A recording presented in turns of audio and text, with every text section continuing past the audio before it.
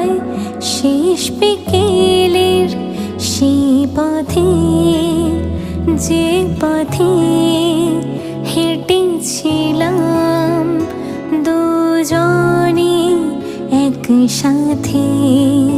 যদি আবার দেখা হয় শেষ বিকেলের সেই পথে, যে পথে হেঁটেছি